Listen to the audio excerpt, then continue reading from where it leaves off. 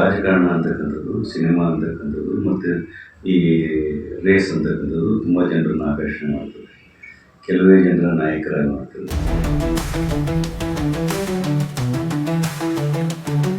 ವಿಶೇಷವಾಗಿ ಈಗಿನ ಪ್ರಸ್ತುತ ರಾಜಕೀಯ ವಿದ್ಯಮಾನಗಳು ನೋಡಿದಾಗ ಯುವಕರನ್ನು ನಾವು ಆದರ್ಶವಾಗಿರಬೇಕು. ನಾವೆಲ್ಲರೂ ಕೂಡ ಭ್ರಷ್ಟಾಚಾರ ವಿರುದ್ಧ ಹೋರಾಟ ಮಾಡ್ತೇವೆ. ವಿಚಾರಧಾರೆಗಳನ್ನು ಮೇಲ್ಗೊಳಿಸಬೇಕಾಗ್ತದೆ.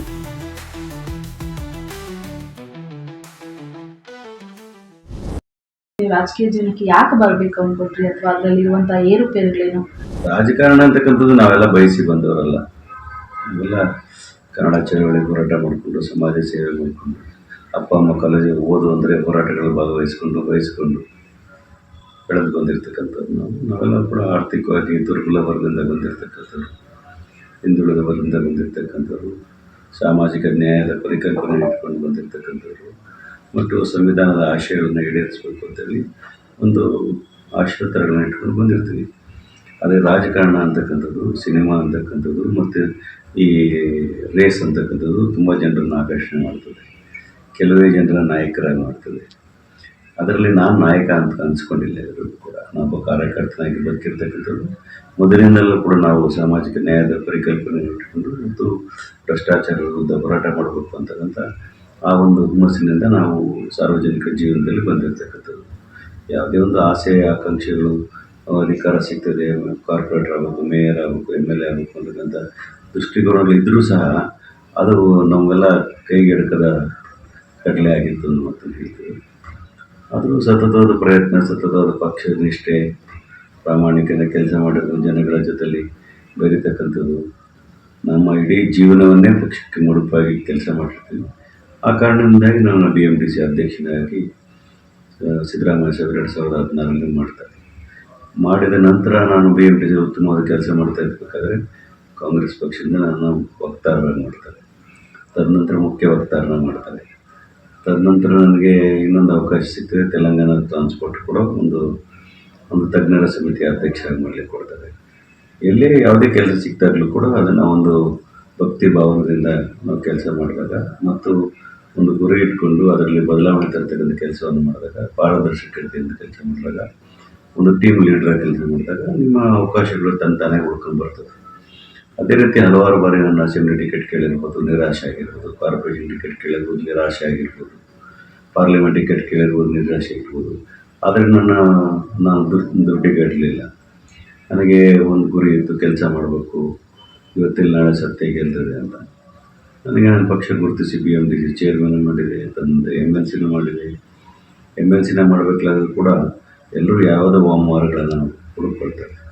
ಅದು ನನ್ನ ಪಕ್ಷದಲ್ಲಿ ನಮ್ಮ ನಾಯಕರುಗಳು ನನ್ನ ಗುರುತಿಸಿ ಯಾವುದೇ ರೀತಿಯಾದಂತಹ ತೊಂದರೆ ಇಲ್ಲದ್ರೆ, ನಮಗೆ ಒಂದೇ ಒಂದು ರೂಪಾಯಿ ಕೂಡ ಖರ್ಚು ಇದ್ದರೆ ನನಗೆ MLC ಮಾಡ್ತಾರೆ. ಅದು ಹೆಚ್ಚು ನಾನು ಹೆಮ್ಮೆಯಿಂದ ಹೇಳ್ತೇನೆ. ಯಾಕಂದರೆ ಜನಗಳ ಭಾವನೆಗಳಿದೆ, ರಾಜಕಾರಣ ಅಂದರೆ ಬರೀ ದುಡ್ಡಿರೋರು ಮಾತ್ರ ಮಾಡಲಿಕ್ಕಾಗ್ತದೆ, ದುಡ್ಡು ಕೊಟ್ಟರೆ ಸೀಟು ಸಿಗೋದು, ಅವೆಲ್ಲವೂ ಸುಳ್ಳು. ಕಾಂಗ್ರೆಸ್ ಪಕ್ಷದಲ್ಲಿ ನಿಮ್ಮ ಪ್ರಾಮಾಣಿಕತೆ, ದಕ್ಷತೆ ಮತ್ತು ನಿಮ್ಮ ಕಾರ್ಯ ಸಾಧನೆಯನ್ನು ನೋಡಿ ಹೈಕಮಾಂಡ್ ಖಂಡಿತವಾಗ್ಲೂ ಗುರುತಿಸದೆ ನಾನೇ ಜೀವನದ ಸಾಕ್ಷಿ ಅದಕ್ಕಿರ್ತಕ್ಕಂಥದ್ದು. ಅಂದಾಗ ಕೊಟ್ಟ ನಂತರ ಕೂಡ ಸುಮಾರು ಒಂದು 7-8 ಅಸೆಂಬ್ಲಿ ಸೆಷನ್ಗಳು ನಾನು 2.5 ವರ್ಷದಿಂದ ಅಟೆಂಡ್ ಮಾಡಿದೆ. ಜನಗಳ ಪರವಾಗಿರ್ತಕ್ಕಂಥ ಪ್ರಶ್ನೆಗಳನ್ನು ಕೇಳ್ತಕ್ಕಂಥದ್ದು, ಉತ್ತರಗಳನ್ನ ಪಡ್ಕೊಳ್ತಕ್ಕಂಥದ್ದು ಮತ್ತು ಮೀಸಲಾತಿ ಪರವಾಗಿ ಹೋರಾಟ ಮಾಡ್ತಕ್ಕಂಥದ್ದು, ಒಂದು ಸಂಸದೀಯ ಪಟುವಾಗಬೇಕು ಅಂತ ಗುರಿ ಇಟ್ಕೊಂಡು ಕೆಲಸ ಮಾಡೋ ರೀತಿಯಲ್ಲಿ ನಾನು ಯಶಸ್ಸನ್ನ ಕಂಡಿದ್ದೇನೆ. ಹಾಗಾಗಿ ನಾನು ಯಾವುದನ್ನು ಕೂಡ ಬಯಸಲಿಲ್ಲ. ನನ್ನ ಪಕ್ಷ ಯಾವಾಗಲೂ ನನ್ನ ಅರ್ಹತೆ ಅನುಗುಣವಾಗಿ ನನಗೆ ಸ್ಥಾನವನ್ನು ಕೊಟ್ಟಿರ್ತದೆ. ವಿಶೇಷವಾಗಿ ಈಗಿನ ಪ್ರಸ್ತುತ ರಾಜಕೀಯ ವಿದ್ಯಮಾನಗಳು ನೋಡಿದಾಗ ಯುವಕರಿಗೆ ನಾವು ಆದರ್ಶವಾಗಿರಬೇಕು ಅಂತಂದರೆ ನಾವೆಲ್ಲರೂ ಕೂಡ ಭ್ರಷ್ಟಾಚಾರ ವಿರುದ್ಧ ಹೋರಾಟ ಮಾಡ್ತಕ್ಕಂಥ ವಿಚಾರಧಾರೆಗಳನ್ನು ಮೇಲ್ಗೊಳಿಸ್ಕೋಬೇಕಾಗ್ತದೆ. ಅದರಲ್ಲಿ ನಾನು ಮುಂಚೂಣಿಯಲ್ಲಿ ಕೆಲಸ ಮಾಡಲಿಕ್ಕೆ ಇಷ್ಟಪಡ್ತಕ್ಕಂಥದ್ದು, ಅದನ್ನೇ ಮಾಡ್ಕೊಂಡು ಬಂದಿರ್ತಾನೆ ಕೂಡ. ಮತ್ತು ವಿಚಾರಗಳನ್ನು ತಿಳ್ಕೊಳ್ತಕ್ಕಂಥದ್ದು ಮತ್ತು ಸಮಾಜದಲ್ಲಿರ್ತಕ್ಕಂಥ ಅಂಕುಡೊಂಕುಗಳನ್ನು ಸರಿ ಮಾಡಲಿಕ್ಕೆ ನಾವು ನಮ್ಮಂಥ ನಾಯಕರುಗಳು ಕೆಲಸ ಮಾಡಬೇಕಾಗ್ತದೆ. ಮತ್ತು ನಮಗೆ ಆದರ್ಶವಾಗಿ ಸಿದ್ದರಾಮಯ್ಯವರು, DK ಸಾಹೇಬರು, ಖರ್ಗೆ ಸಾಹೇಬರು, ರಾಹುಲ್ ಗಾಂಧಿಯವರು ಅವರೆಲ್ಲರೂ ಕೂಡ ನಮ್ಮ ಮಾರ್ಗದರ್ಶಕರಾಗಿ ಕೆಲಸ ಮಾಡ್ತಾರೆ. ಹಾಗಾಗಿ ನಾನು ಶಿಕ್ಷಣದಿಂದ ಕೂಡ ಕೇಳಿದರೆ, ನಾವು ಕೂಡ ಆರ್ಡಿನರಿ ಶಾಲೆಯಲ್ಲಿ ಓದಿ ಬೆಳೆದು ಬಂದಿರ್ತಕ್ಕಂಥವ್ರು. ನಾನು ಕೂಡ MA LLB ಓದ್ಕೊಂಡಿರ್ತಕ್ಕಂಥವ್ರು. ಮತ್ತು ಹಾಗೆ ವಿಶೇಷವಾಗಿ ಹಲವಾರು ರೀತಿಯಾದಂತಹ ಶಿಕ್ಷಣ ಸಂಸ್ಥೆಗಳ ಕೆಲಸ ಮಾಡಲಿಕ್ಕೆ ನಮ್ಮ ಧರ್ಮಪತ್ನಿ ಕೂಡ ಹಲವಾರು ಶಿಕ್ಷಣ ಸಂಸ್ಥೆಯ ಅಧ್ಯಕ್ಷರ ಕೆಲಸ ಮಾಡ್ತಾರೆ. ಆ ಸಂಸ್ಥೆಗಳಲ್ಲೂ ಕೆಲಸ ಮಾಡಲಿಕ್ಕೆ ಅವಕಾಶ ಸಿಕ್ಕಿರ್ತಕ್ಕಂಥದ್ದು. So there is ample chance for working. ಎಲ್ಲರಿಗೂ ಸಿಗ್ತದೋ ಇಲ್ವೋ, ನಾನಂತೂ ಅದೃಷ್ಟವಂತನು ಅಂತ ಹೇಳ್ತೇನೆ. ಒಳ್ಳೆಯ ಕುಟುಂಬ, ಒಳ್ಳೆಯ ಮಗಳು. ಅವಳು ಕೂಡ ಲಂಡನ್ನಲ್ಲಿ ಮಾಸ್ಟರ್ ಡಿಗ್ರಿ ಮಾಡ್ತಾ ಇರ್ತಾಳೆ, LLM ಮಾಡ್ತಾ ಇರ್ತಕ್ಕಂಥದ್ದು. ನನ್ನ ಧರ್ಮಪತ್ನಿ ಕೂಡ ಶಿಕ್ಷಣ ಕ್ಷೇತ್ರದಲ್ಲಿ ಅಪಾರವಾದ ಕೆಲಸ ಮಾಡ್ತಾರೆ. ಸುಮಾರು 13-14 ಸಾವಿರ ಮಕ್ಕಳಿಗೆ ಶಿಕ್ಷಣವನ್ನು ಕೊಡ್ತಂಥ ಕೆಲಸ ಮಾಡ್ತೀವಿ ಬೆಳಗಾವಿ ಗಡಿಭಾಗದಲ್ಲಿ. ಮತ್ತು ಭಾಷಾ ಸಾಮರಸ್ಯದ ಪರವಾಗಿ ಮತ್ತು ಧಾರ್ಮಿಕ ಸಾಮರಸ್ಯವನ್ನು ಕಾಪಾಡಿಕೊಳ್ಳುವುದರಲ್ಲಿ ಮತ್ತು ಟಾಲರೆನ್ಸ್ನ ನಾವು ಜನಗಳಿಗೆ ಪ್ರತಿಪಾದನೆ ಮಾಡ್ತಕ್ಕಂಥ ರೀತಿಯಲ್ಲಿ ನಾವು ಮುಂಚೂಣಿಯಲ್ಲಿ ಕೆಲಸ ಮಾಡಲಿಕ್ಕೆ ಪ್ರಯತ್ನ ಮಾಡಿ been very successful, most happiest person in the world. ಶಿಕ್ಷಣವನ್ನ ವ್ಯಾಪಾರವಾಗಿ ಬಳಸ್ಕೊಳ್ತಾರೆ. ಅಂದರೆ ಯಾಕೆ ಇಷ್ಟೊಂದು ಕಾಸ್ಟ್ಲಿ ಅಂತ ಕೇಳ್ತಾರೆ. ಹಾ, ಮೆಡಿಕಲ್ ಸೀಟ್ ಇರ್ಬೋದು, ಇಂಜಿನಿಯರಿಂಗ್ ಅಂದರೆ ಫಾರ್ಮಸಿ ಇರ್ಬೋದು. ಒಂದೇ ರೀತಿನ ಕೇಳಿ, ಒಂದು ಕಾಲೇಜ್ ನಡೆಸಬೇಕಾದ್ರೆ ತನ್ನದೇ ಅಂತ ವಿಶೇಷವಾದಂತಹ ಸಮಸ್ಯೆಗಳಿರ್ತವೆ. ಒಬ್ಬ ಡಾಕ್ಟರ್ನ, ಒಬ್ಬ ಪ್ರೊಫೆಸರ್ ಮೆಡಿಕಲ್ ಕಾಲೇಜಲ್ಲಿ ಪ್ರೊಫೆಸರ್ ಅಪಾಯಿಂಟ್ಮೆಂಟ್ ಹೋದರೆ ಲಕ್ಷಾಂತರ ರೂಪಾಯಿ ಸಂಬಳ ಕೊಡಬೇಕಾಗ್ತದೆ, ಕೋಟ್ಯಾಂತರ ರೂಪಾಯಿ ಇಕ್ವಿಪ್ಮೆಂಟ್ಸ್ ಹಾಕಬೇಕಾಗ್ತದೆ, ಕೋಟ್ಯಾಂತರ ರೂಪಾಯಿ ಬಿಲ್ಡಿಂಗ್ಗಳು ಖರ್ಚು ಮಾಡಬೇಕಾಗ್ತದೆ. ಹಾಸ್ಪಿಟಲ್ಗಳನ್ನ ಮೇಂಟೈನ್ ಮಾಡಬೇಕಾದ್ರೆ ಮಿನಿಮಮ್ ಬೆಡೆಡ್ ಹಾಸ್ಪಿಟಲ್ ಬೇಕಾಗ್ತದೆ. ಸುಲಭವಾದ ಕೆಲಸ ಅಲ್ಲ. ಸರ್ಕಾರಗಳು ಮಾಡಬೇಕಾಗಿರೋ ಕೆಲಸನ ಖಾಸಗಿಯವರು ಮಾಡಿದ್ದಾರೆ ಅಂದರೆ ತಪ್ಪಾಗಲಾರದು. ಸರ್ಕಾರಗಳು ಕೇವಲ ಅನುಮತಿಯನ್ನು ಕೊಡ್ತದೆ ಅಷ್ಟೇ. ಯಾವ ಶಿಕ್ಷಣ ಸಂಸ್ಥೆಯು ಕೂಡ ಮೆಡಿಕಲ್ ಕಾಲೇಜಿಗೆ ಕೆಲವು ಕಾಲೇಜುಗಳು ಗೌರ್ಮೆಂಟ್ ಏಡೆಡ್ ಇರ್ತದೆ. ಮೆಡಿಕಲ್ ಕಾಲೇಜ್ ಇದೆಯಲ್ಲೋ ಗೊತ್ತಿಲ್ಲ. ಕೆಲವು ಇಂಜಿನಿಯರಿಂಗ್ ಕಾಲೇಜುಗಳೆಲ್ಲ ಏಡ್ ಇರ್ಬೋದು, ಪಾಲಿಟೆಕ್ನಿಕ್ ಏಡ್ ಇರ್ಬೋದು. ಎಲ್ಲೆಲ್ಲಿ ಸರ್ಕಾರ ಏಡ್ ಕೊಟ್ಟಿದೆ ಅದು ಓಕೆ, ಉತ್ತಮವಾಗಿ ನಡೀತದೆ. ಆದರೆ ಖಾಸಗಿಯಾಗಿ ನಡೀತಕ್ಕಂಥ ಶಿಕ್ಷಣ ಸಂಸ್ಥೆಗಳು ನಡೆಸೋದು ತುಂಬ ಕಷ್ಟದ ಕೆಲಸ. ಅದನ್ನು ಖಾಸಗಿಯವರು ಮಾಡ್ತಾ ಇದ್ದಾರೆ ಅಂತಂದರೆ ಅದು ದೇಶಕ್ಕೆ ಕೊಡ್ತಕ್ಕಂಥ ದೊಡ್ಡ ಕೊಡುಗೆ ಅಂತಂದು ಯೋಚನೆ ಮಾಡಬೇಕಾಗ್ತದೆ.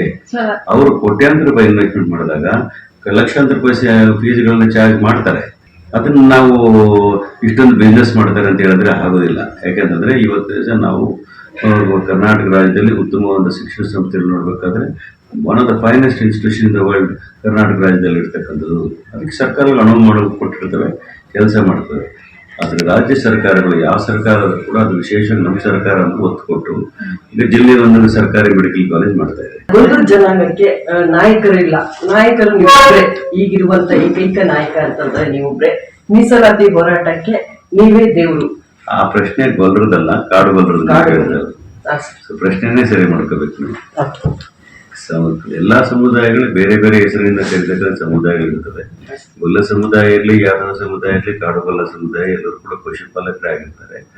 ಆ ಗೊಲ್ಲ ಸಮುದಾಯದಲ್ಲೂ ಕೂಡ ಬೇರೆ ಬೇರೆ ವಿಧದಲ್ಲಿ ಕರೀತಕ್ಕಂಥ ಕಾಡುಗೊಲ್ಲ ಸಮುದಾಯ ಕೂಡ ಒಂದು ಅದರ ಹೆಸರೇ ಸೂಚಿಸ್ತದೆ. ಕಾಡು, ಹಟ್ಟಿ, ಮತ್ತೆ ಅಡವಿಗೊಲ್ಲ ಇದೆಲ್ಲ ಅವೆಲ್ಲವೂ ಹೆಸರಿಂದನೇ ಗೊತ್ತಾಗ್ತದೆ ಅವ್ರು ಎಲ್ಲಿ ವಾಸ ಮಾಡ್ತಾ ಇದ್ರು, ಎಲ್ಲಿ ಇದ್ರು. ಇವತ್ತೊಂದಷ್ಟು ಜನ, ಒಂದು 5% ಜನ ಮನೆಗಳನ್ನ ಕಟ್ಕೊಂಡು ಚೆನ್ನಾಗಿರ್ಬೋದು. ಅದು ಮೊದಲಿಂದನೂ ಊರಿಂದ ಆಚೆ ಕೆಲಸ ಮಾಡ್ತಕ್ಕಂಥವ್ರು, ಮೂಢನಂಬಿಕೆಗಳನ್ನ ಹಾಕೊಂಡಿರ್ತಕ್ಕಂಥದ್ದು. ಇವತ್ತು ಕೂಡ ಹೆಣ್ಣುಮಕ್ಳ ಮೇಲೆ ಶೋಷಣೆ ನಡೀತಾ ಇರ್ತಕ್ಕಂಥದ್ದು. ಅವ್ರಿಗೆ ಏನಂತಂದರೆ ಶಿಕ್ಷಣದ ಕೊರತೆ, ಔದ್ಯೋಗಿಕದ ಕೊರತೆ, ಅವ್ರ ಕೆಲಸಗಳು ಸಿಗೋದಿಲ್ಲ, ಅವ್ರಿಗೆ ಒಳ್ಳೆಯ ವಸತಿ ಸೌಲಭ್ಯಗಳು ಇರೋದಿಲ್ಲ, ಒಳ್ಳೆಯ ಒಟ್ಟಾರೆಗಳಿರೋದಿಲ್ಲ. ಹೀಗಾಗಿ ಅವನ್ನೆಲ್ಲ ಒಂದು ಕಡೆ ಊರಿಂದ ದೂರ ಇರ್ತಕ್ಕಂಥ ವಿಚಾರಗಳು ಇವೆಲ್ಲವೂ ನೋಡಿದಾಗ ಮನುಕುಲಕ್ಕೆ, ಮನುಷ್ಯತ್ವಕ್ಕೆ ವಿರುದ್ಧವಾಗಿರ್ತಕ್ಕಂಥ ರೀತಿಯಲ್ಲಿ ಅವ್ರನ್ನ ನಡೆಸ್ಕೊಂಡು ಬಂದಿರತಕ್ಕಂಥದ್ದು ಒಪ್ಪಲಿಕ್ಕೆ ಸಾಧ್ಯ ಇಲ್ಲ. ಈ ಸಮಾಜದಲ್ಲೂ ಪರಿವರ್ತನೆ ತರಬೇಕಾಗ್ತದೆ. ಕಾಡುಗೊಲ್ಲ ಸಮುದಾಯಕ್ಕೆ ಕೂಡ ಮೀಸಲಾತಿಗಳನ್ನು ಕೊಡಬೇಕಾಗ್ತದೆ. ನಾಯಕರಿಲ್ಲ ಅಂತಲ್ಲ, ನಾಯಕರನ್ನ ಯಾರು ಕೂಡ ರೆಡಿಮೇಡಾಗಿ ಕೊಡೋದಿಲ್ಲ. ನೀವು ಹೋರಾಟ ಮಾಡ್ತಾ ಹೋಗ್ತಾ ಇದ್ರೆ, ಕೆಲಸ ಮಾಡ್ತಾ ಹೋಗ್ತಾ ಇದ್ರೆ ಖಂಡಿತವಾಗ್ಲೂ ಕೂಡ ಒಬ್ಬ ನಾಯಕನಾಗಿ ಪ್ರತಿಬಿಂಬಿಸ್ಲಿಕ್ಕೆ ಸಾಧ್ಯ ಆಗ್ತದೆ. ನಾವೇ ನಮ್ಮಲ್ಲೇ ನಂಬಿಕೆ ಇಲ್ಲ ಅಂತಂದರೆ ನಿಮ್ಮನ್ನ ಯಾರು ಒಪ್ಕೊಳ್ತಾರೆ? ಹಾಗಾಗಿ ನಾನು ಯಾವಾಗಲೂ ಕೂಡ ಆ ಕಾಡುಗೊಲ್ಲ ಸಮುದಾಯದಲ್ಲಿ ಇರ್ತಕ್ಕಂಥವ್ರು, ಇನ್ನೂ ಗೊಲ್ಲರಲ್ಲಿ ಬಹಳಷ್ಟು ಗೌಳಿಗಳಿರ್ಬೋದು, ಹಣಬರಿರ್ಬೋದು, ತುಂಬ ಜನ ಇದ್ದಾರೆ. ಅವರೆಲ್ಲರೂ ಕೂಡ ಬಡವರೇ ಇದ್ದಾರೆ. ಅವರವರ ಹಂತದಲ್ಲಿ ಅವ್ರಿಗೆ ಮೀಸಲಾತಿಗಳನ್ನ ಕೊಡ್ತಕ್ಕಂಥ ಕೆಲಸವನ್ನು ಮಾಡಬೇಕು. ಆದರೆ ಒಬ್ಬರಿಗೆ ಸಿಕ್ಕಿದಾಗ ಒಬ್ಬರು ಹೋರಾಟ ಮಾಡುವಾಗ ಇನ್ನೊಬ್ಬರ ತೇಜೋದಯ ಮಾಡ್ತಕ್ಕಂಥ ಕೆಲಸ ನಾನು ಯಾವತ್ತೂ ಮಾಡುವುದೂ ಇಲ್ಲ, ಮಾಡೋರನ್ನ ಸಹಿಸ್ಕೊಳ್ಳೋದು ಇಲ್ಲ ನಾನು. ಯಾಕೆಂತಂದರೆ ಯಾರನ್ನೂ ತೇಜೋದಯ ಮಾಡಬಾರ್ದು. ಗೊಲ್ಲರದಿರ್ಬೋದು, ಯಾದವ್ರದ್ದು, ಹಣಬರ್ದಿರ್ಬೋದು, ಕಾಡುಗೊಲ್ಲರದಿರ್ಬೋದು, ಅವ್ರದ್ದೇ ಆದ ವಿಶೇಷವಾದ ಸಮಸ್ಯೆಗಳಿದೆ. ಆ ಸಮಸ್ಯೆಗಳಿಗೆ ಪರಿಹಾರ ಕಂಡುಕೋಬೇಕಾಗಿರ್ತಕ್ಕಂಥ ಒಬ್ಬ ನಾಯಕನಾಗಿರ್ತಕ್ಕಂಥವ್ರು ವಿಶಾಲ ಹೃದಯವಂತಿಕೆಯಿಂದ ಮನುಷ್ಯತ್ವದ ಆಧಾರದ ಮೇಲೆ ಮತ್ತು ವಾಸ್ತವಿಕ ಆಧಾರದ ಮೇಲೆ ಮತ್ತು ಸಂವಿಧಾನ ಚೌಕಟ್ಟಿನಲ್ಲಿ ಆ ಕಾಡುಗೊಲ್ಲ ಸಮುದಾಯಕ್ಕೆ ನ್ಯಾಯ ಕೊಡಿಸ್ತಕ್ಕಂಥ ಕೆಲಸನ ಮಾಡಬೇಕಾಗ್ತದೆ. ಮುಂದಿನ ದಿನಗಳಲ್ಲಿ ಹಣವರೆಗೂ ಕೊಡಿಸ್ಬೇಕಾಗ್ತದೆ, ಬಡವರಿಗೂ ಕೊಡಿಸ್ಬೇಕಾಗ್ತದೆ, ಯಾದವರಿಗೂ ಕೊಡಿಸ್ಬೇಕಾಗ್ತದೆ, ಈಡಿಗರಿಗೂ ಕೊಡಿಸ್ಬೇಕಾಗ್ತದೆ, ಮಡಿವಾಳರಿಗೂ ಕೊಡಿಸ್ಬೇಕಾಗ್ತದೆ, ಕುರುಬರಿಗೂ ಕೊಡಿಸ್ಬೇಕಾಗ್ತದೆ, SC ST ಅವ್ರಿಗೂ ಇನ್ನೂ ಸೌಲಭ್ಯಗಳು ಕೊಡಬೇಕಾಗ್ತದೆ. ಹಲವಾರು ವಿಚಾರಗಳಲ್ಲಿ ನಾವು ಮಗ್ನರಾಗಿ ಕೆಲಸ ಮಾಡಬೇಕಾಗ್ತದೆ. ಆದರೆ ನಾವು ಜಾತಿವಾದವನ್ನು ಮಾಡುವುದಾಗಲಿ, ಕೋಮುವಾದನ ಮಾಡುವುದೇ ಆಗಲಿ, ಧರ್ಮಾಧಾರಿತ ರಾಜಕಾರಣ ಮಾಡೋದೇ ಆಗಲಿ ನಾಗರಾಜ್ ಯಾವತ್ತೂ ನಂಬಲಿಕ್ಕೆ ಸಾಧ್ಯ ಇಲ್ಲ, ಮಾಡುವುದೂ ಇಲ್ಲ ಅನ್ನೋದು ಹೇಳಲಿಕ್ಕೆ ಬಯಸ್ತೇನೆ. ಹಾಗಾಗಿ ನಾನು ಯಾವತ್ತೂ ನಾನು ನಾಯಕರಾಗಬೇಕು ಅಥವಾ ಇನ್ನೊಂದು ನಾಯಕತ್ವ ಅಲ್ಲಿ ಇಲ್ಲ, ಅಲ್ಲಿ ಸ್ಪೇಸ್ ಇದೆ ಅದಕ್ಕೋಸ್ಕರ ನಾಯಕರಾಗಬೇಕಂತ ದೃಷ್ಟಿಕೋನದಿಂದ ಕೆಲಸ ಮಾಡೋದಿಲ್ಲ. ಎಷ್ಟು ಹೃದಯಗಳನ್ನು ನಾವು ಸಂಪರ್ಕಿಸಬಹುದು, ಎಷ್ಟು ಹೃದಯಗಳಲ್ಲಿ ನಗುಮುಖವನ್ನು ಕಾಣಲಿಕ್ಕೆ ಸಾಧ್ಯ ಆಯಿತು ಆ ಕೆಲಸವನ್ನು ಮಾಡಲಿಕ್ಕೆ ನಾನು ಪ್ರಯತ್ನ ಮಾಡ್ತೀನಿ. ಹೊರತು ನಾಯಕತ್ವ ಅಂತಕ್ಕಂಥದ್ದು ತಂತಾನಿಗೆ ಪ್ರಕೃತಿಯಿಂದ ಬರ್ತಕ್ಕಂಥದ್ದು, ನೀವು ನಿಮ್ಮ ನಡವಳಿಕೆಯಿಂದ ಬರ್ತಕ್ಕಂಥದ್ದು, ನಿಮ್ಮ ಕಾರ್ಯ ಚಟುವಟಿಕೆಯಿಂದ ಬರ್ತಕ್ಕಂಥದ್ದು ಹೊರತು ಅದು ಯಾವುದೋ ಜಾತಿ ಆಧಾರದಿಂದ ಬರ್ತಕ್ಕಂಥ ವಿಚಾರಗಳು ಅಲ್ವೇ ಅಲ್ಲ. ನಿಮ್ಮ ನಡವಳಿಕೆ ಮತ್ತು ನಿಮ್ಮ ಹೋರಾಟ, ನಿಮ್ಮ ಗುರಿ ಮತ್ತು ನಿಮಗೆ ಪ್ರಾಮಾಣಿಕತೆ ಮತ್ತು ನಿಷ್ಠೆಯಿಂದ ಮಾತ್ರ ನೀವು ನಾಯಕರಾಗಲಿಕ್ಕೆ ಸಾಧ್ಯ ಆಗ್ತದೆ. ಆ ಕೆಲಸ ನಾನು ಮಾಡ್ಕೊಂಡು ಬಂದಿದ್ದೇನೆ, ಹಾಗಾಗಿ ನನ್ನ ನಾಯಕರಾಗಿ ಜನ ಒಪ್ಪಿದ್ದಾರೆ.